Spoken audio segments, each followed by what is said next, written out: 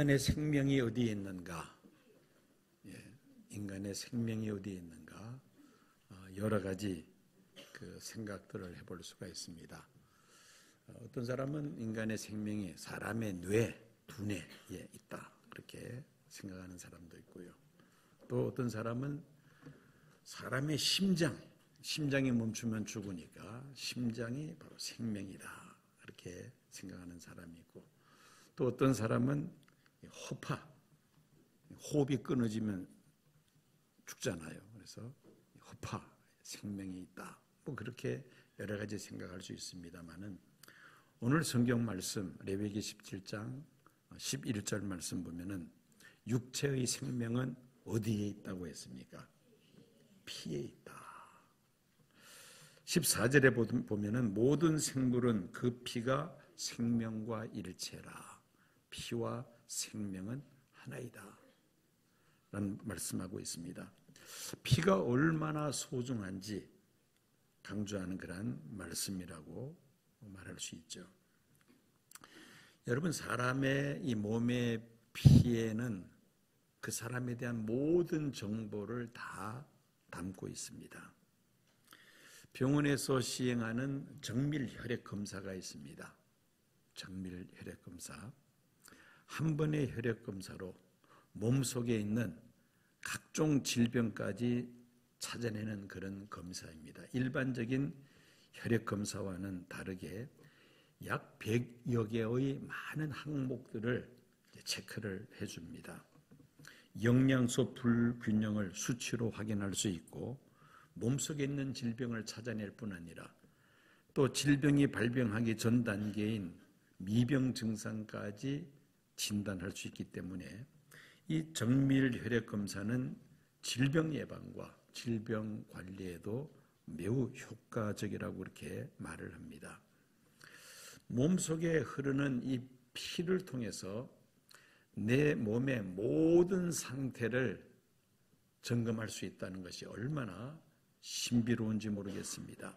이유는 인체의 피를 통해서 모든 그 영양소가 공급됨과 동시에 또 내 몸에서 일어나고 있는 모든 세포들의 움직임이 그 피 속에서 다 관찰이 된다는 것입니다.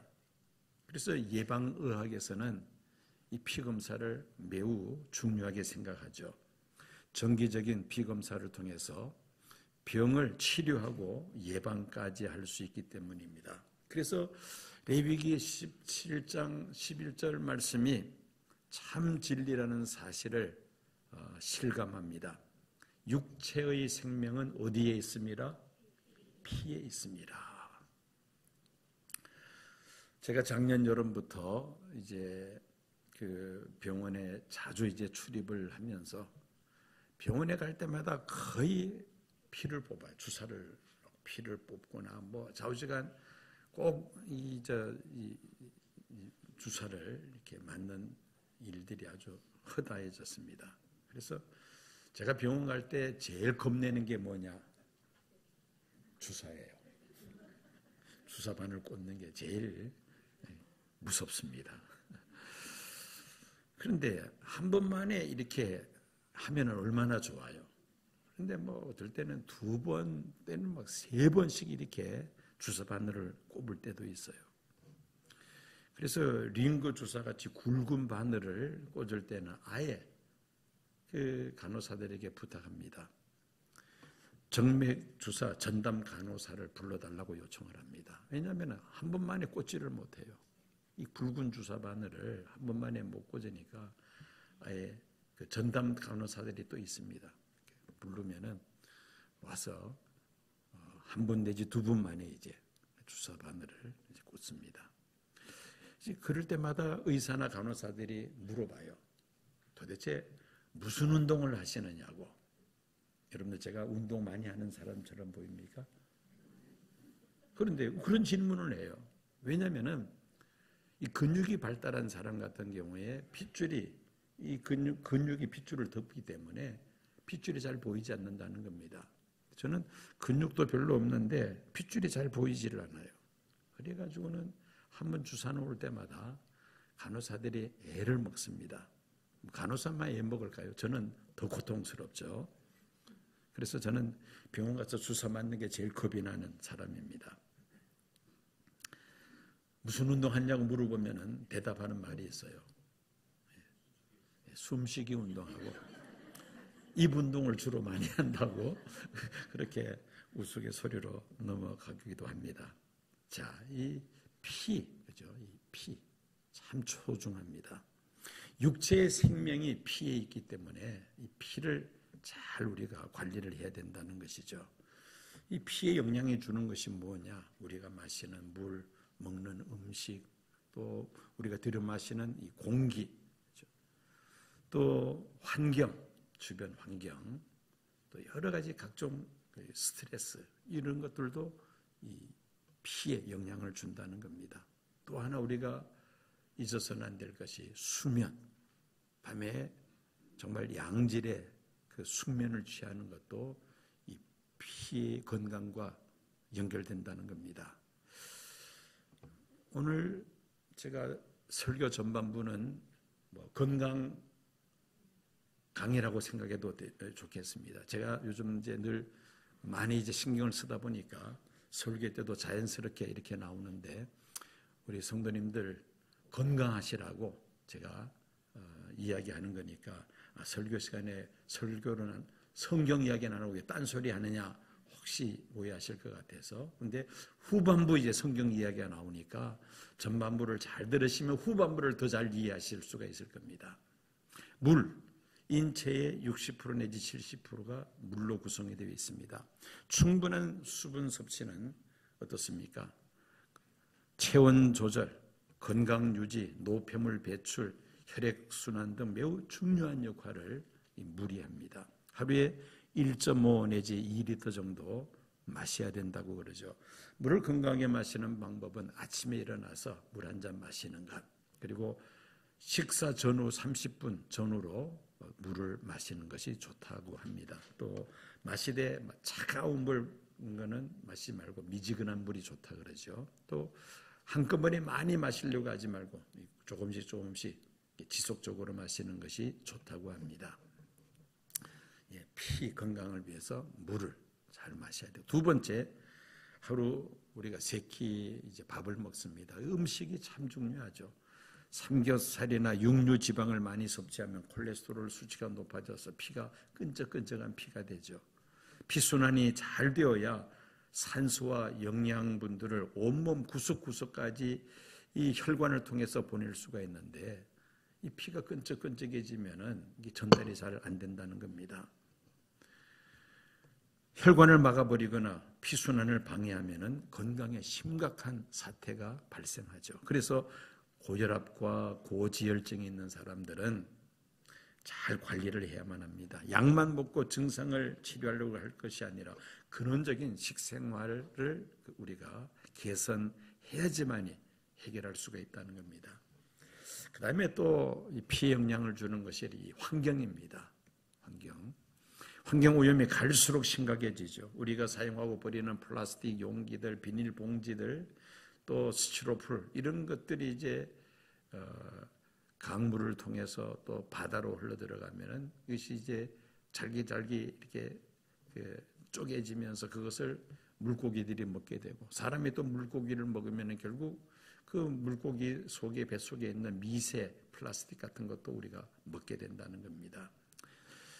자, 자동차와 공장에서 배출되는 가스들이 공중에서 또 돌아다니다가 우리 폐 속으로 또 들어옵니다. 자, 이런 이 공해 문제는 지구온난화 현상으로 우리 건강뿐 아니라 자연재해까지 지금 급증하고 있습니다. 오염된 물질들이 인체에 들어오면서 각종 질병들을 발생하게 한다는 것입니다. 그래서 이 오염 문제도 참 사실 환경 문제가 심각한 문제입니다. 또 우리 피 건강에 영향을 주는 요소가 스트레스입니다. 질병의 가장 큰 원인이 스트레스라고 그러죠. 특별히 대한민국은 생존 경쟁이 아주 치열한 그런 사회 아닙니까? 다른 나라보다 스트레스가 더 많은 그런 우리 사회입니다. 일을 하면서 생기는 이 과도한 스트레스가 건강을 해치게 된다는 겁니다. 욕망과 경쟁은 마음의 평안을 잃어버리게 하고 초조와 불안한 마음을 갖게 함으로 인하여 이 스트레스가 우리 몸속에 쌓이게 된다는 겁니다. 강박관념에서 살다 보면은 또 건강을 해치게 됩니다. 이럴 때 필요한 것이 이 정도면은 충분해라는 자족하는 마음, 감사하는 마음이 스트레스를 막는 데 참 중요한 요인이 될 수가 있습니다. 그리고 또 하나 이제 수면입니다. 밤에 단잠을 이루지 못하면 늘 몸의 피곤함을 느끼게 되죠. 또 나이가 들면서 수면이 불안해집니다. 몇 시간 침대에 누워 있었느냐가 중요한 것이 아니라 얼마나 깊은 수면을 취했는가. 수면의 질이 매우 중요하다는 말입니다. 마음의 번뇌가 많은 사람은 저택에서 또 푹신푹신한 침대에서 잠을 청한다 할지라도 단잠을 이루지를 못합니다. 누추한 집이라도 마음이 편안한 사람은 어떻습니까? 꿀잠을 자게 되죠. 양질의 수면으로 우리의 피 건강을 우리가 유지할 수 있다는 것입니다. 자, 이렇게 생명이 피에 있는데 건강한 육체를 위해서는 피를 깨끗하게 해야 합니다. 각종 스트레스, 환경오염, 비정상적인 음식으로 병든 육체를 치유하는 비결은 무엇입니까? 피를 깨끗하게 하는 데 있다는 것이죠. 이미 설명했습니다마는 피를 깨끗하게 하기 위해서는 입을 통하여 우리의 입으로 들어오는 음식들, 코로 마시는 공기, 또 규칙적인 운동, 또 충분한 물, 그리고 수면, 우리의 마음을 잘 다스리는 것, 이런 것들이 어떻게 보면은 우리의 피를 깨끗하게 하고 우리의 몸을 건강하게 하는 것이라 그렇게 말할 수 있습니다. 요즘 해독이라는 단어를 많이 사용합니다. 음식을 통해서 몸에 들어온 독소들을 제거한다. 이게 바로 이제 해독의 의미죠. 피를 깨끗하게 해독을 하려면은 몸에 자연적인 해독 시스템이 있습니다. 하나님이 만들어주신 정화기관이 있어요. 그게 뭐냐면은 간, 그 다음에 콩팥, 신장이죠. 그 다음에 위장, 소장, 대장, 이런 장, 피부, 그리고 폐, 이런 모든 것들이 해독 시스템입니다.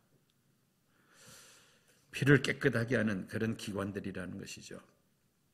자, 이런 기관들이 건강할 때에 우리의 나쁜 그러한 그 피들이 이런 정화 시스템을 통해서 깨끗해지는 것입니다. 피가 깨끗하지 못함으로 면역 체계가 무너지면은 세균이나 암세포들이 활발하게 활동을 하면서 몸을 병들게 만듭니다. 심지어 고혈압과 고지혈이 발생하면은 어떻습니까? 혈관을 막아버려서 우리 신체에 아주 치명적인 타격을 가져다 줍니다. 각종 암세포들이 활발하게 번식하면서 몸속에 뿌리를 내리게 됩니다. 이 모든 것들이 면역 시스템이 피가 혼탁해져서 면역 시스템이 무너지면 이런 일들이 발생한다는 것입니다. 반면에 생명이 피에 있다 그랬는데 이 피를 깨끗하게 하면은 외부에서 세균이 들어오거나 암세포가 뿌리 내리고자 할 때에 우리의 이 면역 체계가 강화되어 있기 때문에 함부로 그렇게 활동을 못한다는 겁니다. 백혈구를 위시한 면역 세포들이 활발하게 움직이면서 그 나쁜 세균들과 암세포들을 다 막아준다는 것입니다. 하나님께서 사람을 창조하실 때에 이 면역 체계를 우리에게 주셨어요. 그래서 외부에서 그런 것들이 들어와도 그것을 막아낼 수 있는 그런 시스템을 하나님께서 만들어 주셨다는 것입니다. 특별히 암세포를 맞는 면역세포로는 NK세포, T세포, 대식세포 등이 있습니다. 이런 세포들의 영양을 강화시켜 주면은 세균이나 암세포가 우리 몸에 들어와도 잘 막아낼 수 있다는 겁니다. 건강을 유지할 수 있다는 것이죠. 결론적으로 말씀을 드립니다. 우리의 육체의 건강을 위한다면은 무엇을 깨끗하게 해야 한다? 피를 깨끗하게 해야 한다. 피를 깨끗하게 해야 한다. 자, 이게 이제 전반부입니다. 우리의 육체의 건강을 위한. 이어서 오늘 본문 말씀 11절 말씀을 다시 한번 볼 텐데, 육체의 생명은 피에 있음이라. 내가 이 피를 너희에게 주어 제단에 뿌려 너희의 생명을 위하여 속죄하게 하였나니, 생명이 피에 있으므로 피가 무엇을 속하느니라? 죄를 속하느니라. 자, 육체의 생명이 피에 있다 그랬는데, 이 육체의 생명의 피에서 갑자기 무엇으로 전개가 됩니까? 죄 문제로 전개가 됩니다. 피가 죄를 속한다. 히브리서 9장 22절입니다. 피 흘림이 없이는 죄 사함이 없느니라. 이스라엘의 역사를 보면은 가장 중요한 사건, 이스라엘 역사 속에서 가장 중요한 사건이라면은 출애굽 사건입니다. 이스라엘이 애굽에서 종살이하다가 해방되는 이 사건, 출애굽 사건이 신구약 성경을 통틀어서 가장 큰 사건이고 가장 많이 언급하고 있는 사건입니다. 야곱의 자손 70명이 애굽으로 이주를 하는데, 애굽에서 몇 년 동안 살았느냐? 430년 동안 애굽에서 삽니다. 여러분, 한 세대를 30년이라 볼 때 430년 같으면 몇 세대가 지나간 겁니까? 430년 30으로 나누면 14, 14세대가 지나가고 또 10년이 남죠. 그만큼 많은 세월이 지나갔다는 겁니다.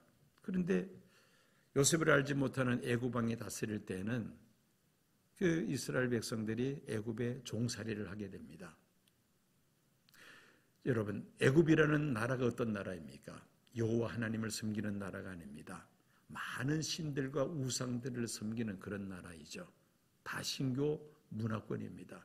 거기에서 14세대가 애굽에서 살면서 그들에게 종살이했으니까 이미 그들은 머릿속에 또 이 몸속에 완전히 이방 애굽 문화로 완전히 몸에 배어있는 그런 상태입니다. 출애굽기 12장에 보면은 애굽에서 해방되는 그 전날 밤에 하나님은 모세를 통해 이스라엘 백성들에게 말씀하십니다. 각 가정마다, 각 집마다 어린 양을 잡아서 피를 받아 그 집 문설주와 임방에 피를 바르라고 명령하시죠. 피를 바르지 않는 애굽 사람의 집에는 바로 왕으로부터 시작해서 온 애굽 사람들, 장자들이 다 죽습니다. 그날 밤에 짐승 가운데서 처음 난 것을 다 죽는 끔찍한 재앙이 그날 밤에 일어나게 됩니다. 죽음의 사자가 문설주의 피를 보고 그 집을 넘어갔다라는 의미에서 그날을 유월절, 영어로는 패스오버라고 합니다. 죽음의 사자가 넘어갔다. 이게 바로 첫 번째 유월절이었죠. 출애굽기 24장 8절입니다. 모세가 그 피를 취하여 백성에게 뿌려 가로되 이는 여호와께서 이 모든 말씀에 대하여 너희와 세우신 언약의 피니라. 즉 이스라엘 백성들이 죄 사함 받는 방법은 희생 짐승을 잡아 피를 흘려서 제단에 뿌림으로 인하여 죄 사함을 받는 그런 제사 방법인 것입니다. 자, 이제 그 유월절을, 첫 번째 유월절을 지나면서 이스라엘 백성들이 애굽에서 해방이 되죠. 자유를 얻어서 나옵니다. 그런데 바로 약속의 땅 가나안에 들어가지 못하고 40년 동안 어디에서 그들이 훈련을 받습니까? 광야 사막에서 그들이 훈련을 받습니다. 하나님께서 이스라엘 백성들을 훈련시키실 때에 모세에게 시내산에서 하나님은 두 가지를 주십니다. 첫째는 십계명을 위시한 하나님의 규례와 법도를 주셨죠. 그리고 두 번째는 그 십계명을 위시한 하나님의 규례와 법도를 어겼을 때에, 즉 죄를 범했을 때에 죄를 용서받는 방법으로 제사 제도를 또한 하나님께서 모세에게 가르쳐 주십니다. 이스라엘이 죄를 지었을 때에 어떤 제사를 드려야 되고, 그리고 그 제사를 드리는 제사장은 누가 그것을 맡아야 하고, 그리고 그 제사를 드리는 성막과 제사장이 입는 의복까지 자세하게 계시를 하셨습니다. 두 가지 모세가 받아서 시내산에서 내려오는데, 첫째는 십계명을 위시한 하나님의 규례와 법도, 두 번째는 제사 제도입니다. 그 두 가지를 바탕으로 해서 40년 동안 이스라엘 백성들은 훈련을 받습니다. 430년 동안 애굽에 살면서 완전히 애굽화되어 버린 이스라엘 백성들을 거룩한 하나님의 백성으로 세우기 위해서 40년간의 훈련이 필요했다는 겁니다. 그때 두 가지가 바로 말씀과 제사입니다. 죄 사함 받는 방법으로 희생 짐승을 피를 흘려서 그들의 죄를 용서하시는 그러한 방법을 계시해 주신 것입니다. 희생 짐승의 피를 제단에 뿌리는 이유는 두 가지입니다. 첫째는 생명을 하나님께 걸었다는 뜻이죠. 모든 생물은 그 피가 생명과 일체다. 피를 쏟았다는 것은 생명을 걸었다는 겁니다. 우리의 생명을 다른 곳에 쏟을 것이 아니라 하나님의 제단에 쏟아야 된다는 겁니다. 즉 제단 중심의 우리의 삶이 되어야 된다는 것이죠. 두 번째 이유는 속죄의 은혜를 입기 위함입니다. 나의 죄로 내가 피를 흘리고 죽어야 하지만은 희생짐승의 대신해서 피를 흘림으로 인하여 내 죄를 대속해 주셨다. 속죄의 은혜를 우리가 얻게 되었다는 것입니다. 구약시대의 희생짐승의 피는 나의 죄를 대속하는 중요한 의미가 그 속에 포함이 되어 있는 것입니다. 자, 그런데 레위기에서 말씀하고 있는 이 희생제물의 피로서 죄를 속하는 이 의식은 신약시대에 들어와서 예수 그리스도의 십자가의 보혈을 통하여 완성이 됩니다. 믿으시면 아멘 하시기 바랍니다. 예수님 십자가의 피를 흘리심으로 구약의 그 희생 제사가 완성되었다는 겁니다. 더 이상 이제 우리는 희생 제물의 피를 흘려서 내 죄를 용서함 받는 그런 일은 하지 않게 되었다는 것이죠. 히브리서 9장 12절 말씀, 염소와 송아지의 피로 아니하고 오직 자기 피로 영원한 속죄를 이루사 단번에 성소에 들어가셨느니라. 예수님께서 잡히시기 전날 밤, 그날이 바로 유월절이었습니다. 유월절 만찬을 하는 그런 날입니다. 이때 예수님은 전혀 새로운 만찬을 제자들에게 가르쳐 주십니다. 떡과 잔을 나눠 주신 것이죠. 그전에는 양을 잡아서 피를 흘리고 피를 쏟게 하고, 그리고 그 고기와 무교병 전병을 먹는 것이 전통적인 유월절 전날 유월절 그들의 먹는 음식이었는데, 예수님은 새로운 음식을 만찬을 가르쳐 주신 겁니다. 떡과 잔이었던 것이죠. 이 잔은 내 피로 세운 새 언약이니 이것을 행하여 마실 때마다 나를 기념하라. 이스라엘 백성들이 출애굽하기 전 유월절 그들이 어린 양의 피를 취하여서 문설주에 발랐을 때에 죽음의 사자가 넘어간 것처럼 죄로 인하여 영원히 죽을 수밖에 없는 우리를 살리시기 위해서 예수님이 친히 유월절 어린 양이 되셔서 십자가에 피 흘려 돌아가심으로 우리의 모든 죄를 다 대속해 주신 줄로 믿습니다. 피 없이는 죄 사함이 없느니라. 죄가 없으신 하나님의 아들 예수님께서 인간의 몸을 입으시고 이 세상에 오셨을 뿐만 아니라 우리의 모든 도론 죄를 대신 담당하시기 위하여 십자가에서 그 모든 피를 흘리셨습니다. 하나님의 아들이신 예수님의 피는 온 인류의 죄를 담당하고도 남는 그런 소중한 피인 줄로 믿습니다. 에베소서 1장 7절입니다. 그의 피로 말미암아 구속 곧 죄 사함을 받았으니 예수님의 십자가의 피 흘리심으로 우리는 죄 사함을 받았다는 말이죠. 요한복음 6장 53절에서 57절까지의 말씀입니다.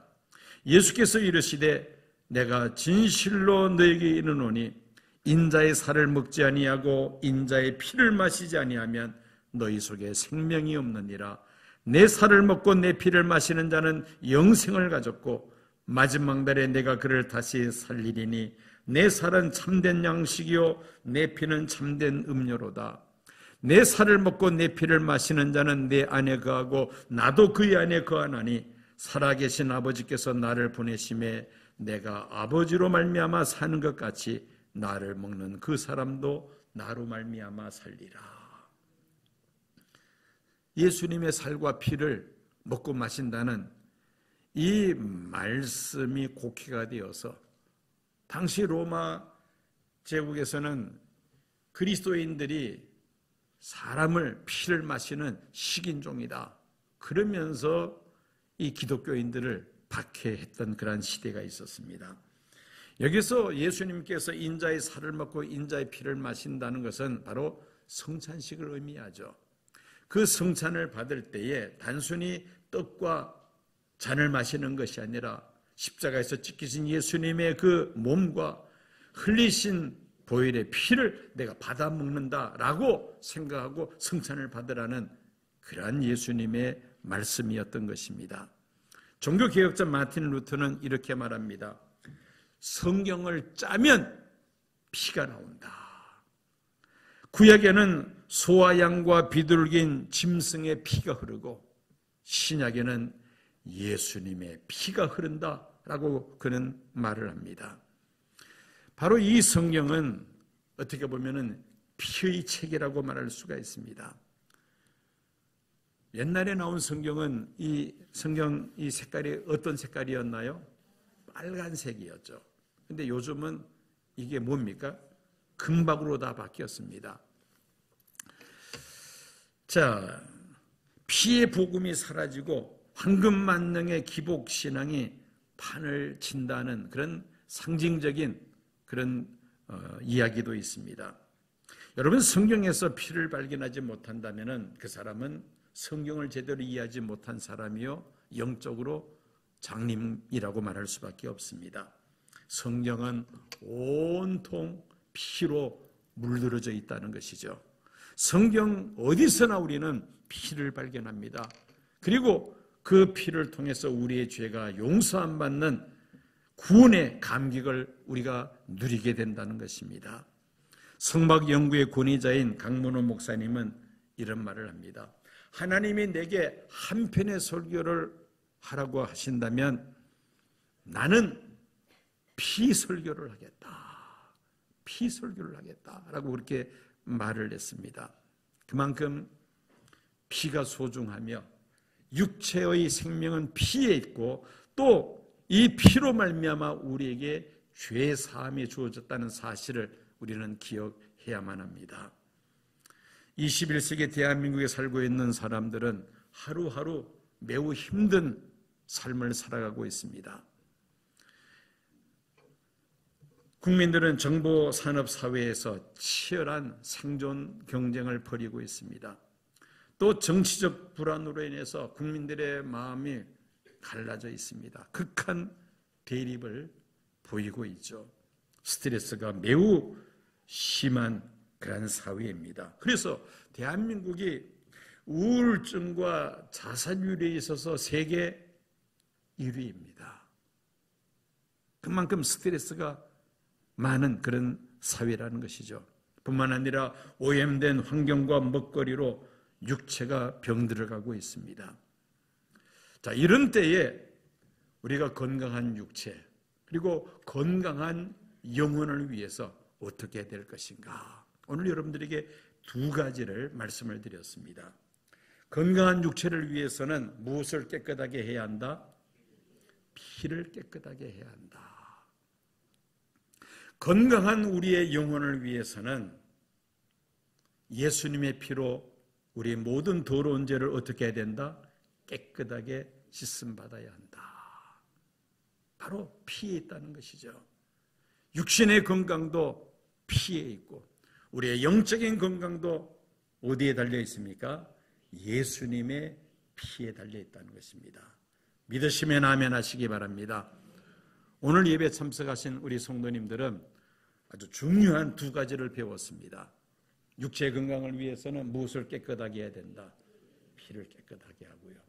우리의 영혼의 심령의 건강을 위해서는 죄로 더러워진 오염된 우리의 심령을 깨끗하기 위해서는 누구의 피로? 예수님의 피로 깨끗함을 받아 건강한 육체와 건강한 영혼의 소유자들이 되시기를 축원합니다.